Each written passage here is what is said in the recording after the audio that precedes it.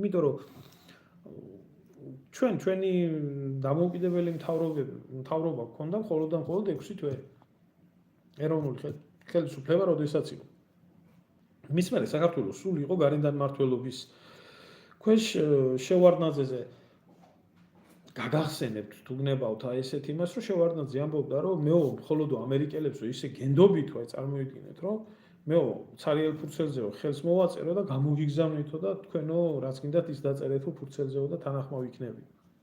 ამას ამბობდა შევარდნაძე საგარეო საქმეთა მინისტრი. თეთრი მელა თურმე ასეთი მიამიტი იყო ამერიკელების მიმართ. აი რა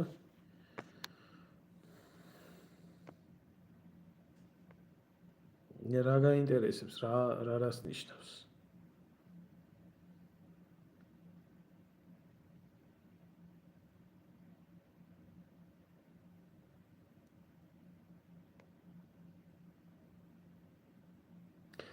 ჩემოძმაო ჩვენი ერთადერთი საერთოდ ჩვენი ქართველების ერთადერთი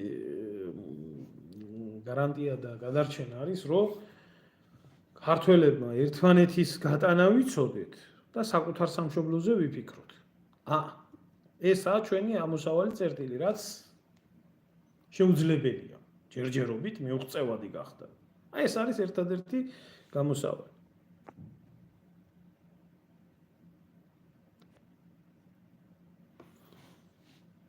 რატომ ჩაერთო უკრაინა ომში? რამე ბავშვი კითხებია. რატომ ჩაერთო უკრაინა ომში? როგორ მოხდა ყველაფერი? შეიცვალა უკრაინაში მთავრობა, მოვიდა ის, ვინც მოვიდა და დაიწყო არეულობა, ხო? დაიწყო იქ ამ საკითხზე სხვათა შორის ადრეც მისაუბრე და კიდევ ერთხელ ვამბობ და განსაკუთრებით იმ ადამიანებს, რომ აი უკრაინა რატომ ჩაერთო ომში და რუსეთი რატო დაესხა თავს და რაღაცა. აი წარმოგიდგენთ მე თქვენ იდენტურ სიტუაციას. აი მარტივი გასაგები რო იყოს, აი ძალიან მარტივი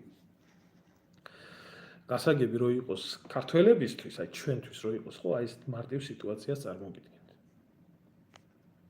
ადამიანებს, რომლებსაც გააჩნიათ ესეთი დამოკიდებულება, რომ აი რუსეთში უკრაინამ დაიწყო ომი. კი ბატონო. რუსეთმა უпростоრად უკრაინაში დაიწყო ომი. კი ბატონო. მაგრამ რა მოხდა? რა იყო ამ ყველაფრის მიზეზი?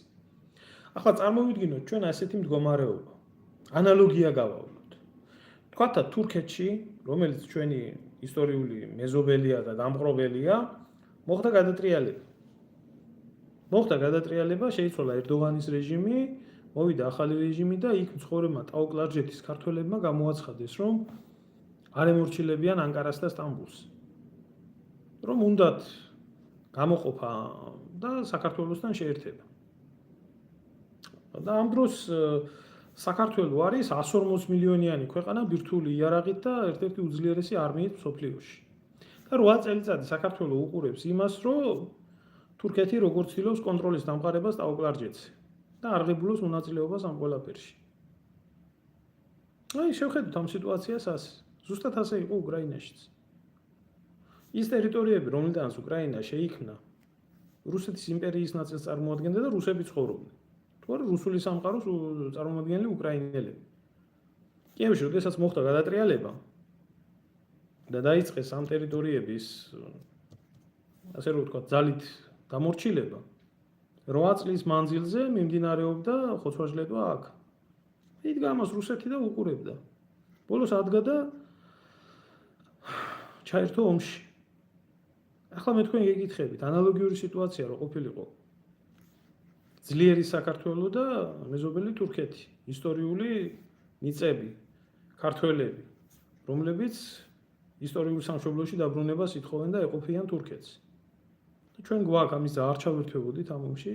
ახლა იმ ქართველისთვის შემახედა ერთი ვინც იტყვის რომ არაო. რა თქმა უნდა ხო? ჩავერთვებოდით. ახლა შიგევროპელები და ლიბერალები არ ჩაერთვებოდნენ იქ რაღაცას მოიგონებენ გასაგებია, რაც ისინი არც თვლიან რომ იქ საქართველო არის, მაგრამ მე გეუბნები ნორმალურ ადამიანებს. აქედან გამომდინარე, თუ კი ჩავერთვებოდით ამ ყველაფერში სხვისი რატო გიგვერთ? რატო გიგვერთ რუსეთის, რომელიც არის უბრალოდ საქმე იმაში არის, რომ ჩვენ ძალა არ აგვაქვს, რუსეთს ძალა აქვს. აკეთებს იმას, რასაც